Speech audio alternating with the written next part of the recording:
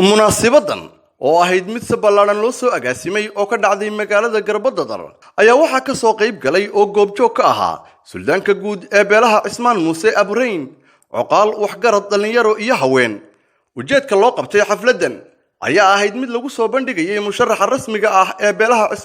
Abrayn matali doona doorashada Golaha wakiilada Soomaaliland ee gobolka Awdal khilaaf siyaasadeed oo hareeyay maalmihii u dambeeyay musharaxiin kala duwan oo ka soo wada jeeda beelahan ayaa waxa soo afjaray suldaanka guud ee beelahaasi Suldaan Cusmaan Ducaale Dirir kadib markii gorfayn wada tashi iyo isu tanaasul ay wada yeesheen beelahani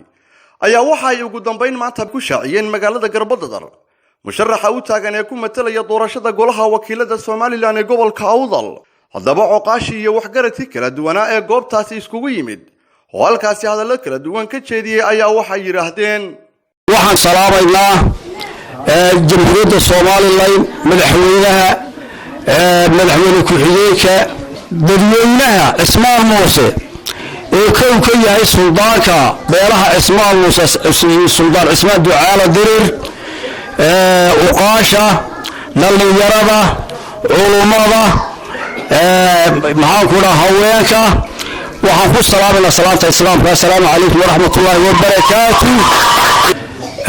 xafladani qiimaha iyo qaayaha leh waxaa loogu talagalay xildhibaanka Jimcaale Axmed Cilmi oo beesha Ismaan Muuse uga qayb galaya Golaha wakiilada ee Soomaaliland waa wax adag dadka u haysta wax yar oo naqanow waa dhibaatooyin inta ka waaweyn baa laga galay reer Ismaan aniga si iyo adigu qaadi islaaheen reer Ismaanna waa dad aad iyo aad u qaaliya ilaahay baana mahad hawshan ku guuleystay waxaan gaar ugu salaamayaa oo hawsha ku guuleystay oo mahad saddexda qoomiyadood ee beesha Ismaan Muuse ay yahay ka xildhibaanku yahay maahine labada beelood ee kale oo ku dawareeyay inuu qaato Ali Ismaan oo inta qaato inta la doodis Ali Ismaanna ijadaada awhay dadkaasoo kale Soomaaliland laga meelo waxaan salaamayaa beesha Ismaan Muuse iyo awalan suldaanka iyo oqaasha iyo xildhibaanka cusub ee insha Allah dooranayno sida fiican ilaahay noo maaragtay inoo guuleeyay wax maaragtay aan ilaahay ugu mahadino inta kadib waxa weeyaan waxaan u ducaynayaa xildhibaanka inuu ilaahay maaragtay ku astiro xilka weyn ee Ismaan Muuse u doortay ee maaragtay uu idmaday inuu ilaahay ku astiro taasaan u ducaynaa inuu ilaahay ku astaan maanta halkan isugu niminay xafladda sharafta leh ee aan ku shaacinayno Jimcaale Axmed Cilmi waxa weeyeen horta waxaan hawlahay ma jiro wax walba hawl buu leeyahay ilaahay baa mahadle hadday naga soo afjarantay oo intan oo Ismaana ay maanta isku raacday alxamdulillaah rabbil caalamiin bismillaahir rahmaanir rahiim allahu akbar awayii wa salaamatihiin beelaha Ismaanka weeyaan maanta waxa halka isku yimid waxa weeye badi inay ka qabaan weeyaan waxa intii ka bayana ku murmayeen dawladda Soomaaliya waxba ka moodin quwad bay inta isku haysteen waxa weeye maanta la way soo gabagabootay هذا البرتي هو دغاتو qodobka aan uga jeednaa waxa weeye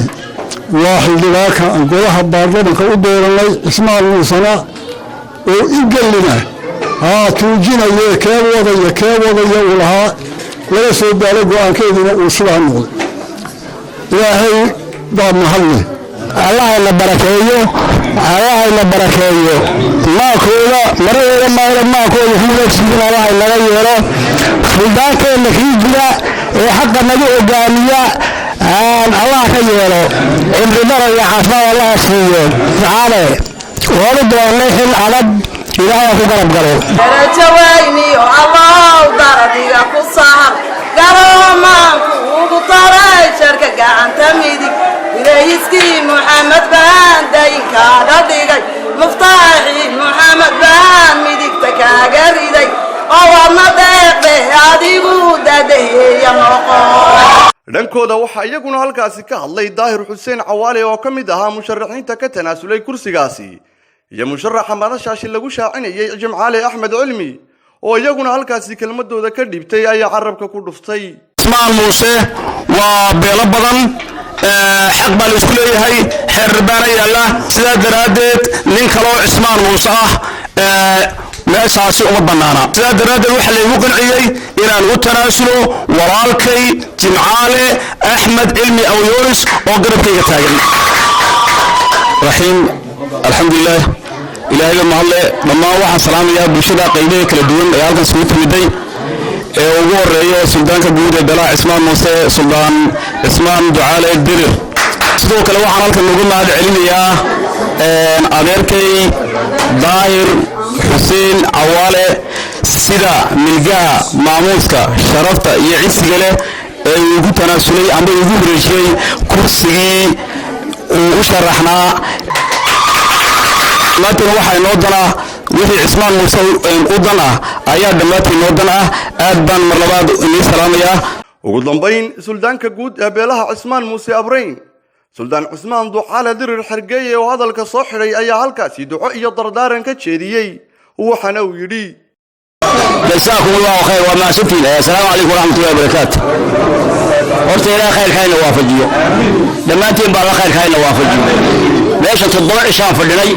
وحال يسوق يدبد يجدو يميل كست يسوناري اللان يميل كستوا محا السلطان كأمسيو ليش الله فردي واك ليش يستالوها وهذا واحد كلاها سلطان صدق ويقول لي هذا لي وأنا دقدقة وأنا دقدقة هي قرعة هي قعان بلن بالي صدق هذا سلطان دشالي أنا صدق هذا أخذت وحالها ولا لها بلا سرعان هرت التاسع وحين الرجال غالبا كأهاليسين هذا بسم الله الرحمن الرحيم وأنا لكم كالسلام يا دولة جمهورية الصومالي لاد كرمنا إن النسيس كرسي قلاه وكلها مدحوينيga madaxweyne ku-xigeenka iyo dhammaan mas'uuliyiinta kale ee ka tirsan halkan baan salaam uga dirayaa salaan sharaf leh waxaa kaloo halkan ka salaamaya guddiga mahadcase ee loogu talagalay inay ka shaqayso isku xidhka iyo ururinta xildhibaanada la soo doortay ee beelaha ka soo baxay waxaan leeyahay walaalahayow reer cismaanow waxa maanta meesha aan ku arkay weli ma arag maanta iigu horeysa إن أنا نقول لكم ما كوصلنا يا والله غير عثمان وحي جير إيه لا فهذا هلك هاي نقدر ماضو وحي الله مهدي ما أنت هدان بنتي قالني أنا هو شاعرية وحن شاعرية معالي أحمد المليونس إن إلهي مارتي هكا خذ اليوم حلبانك أبرينك أي دورتين اسمه راعين غير اسماوية ومتكا وحكا ورد عينيا ولا عليه كتر تمية كلا سيد الظاهر والرجولة ومصطفى حسين عبد مصطفى قربو ورك تلفزيون كعالمي هوريال مقالة قربت ضر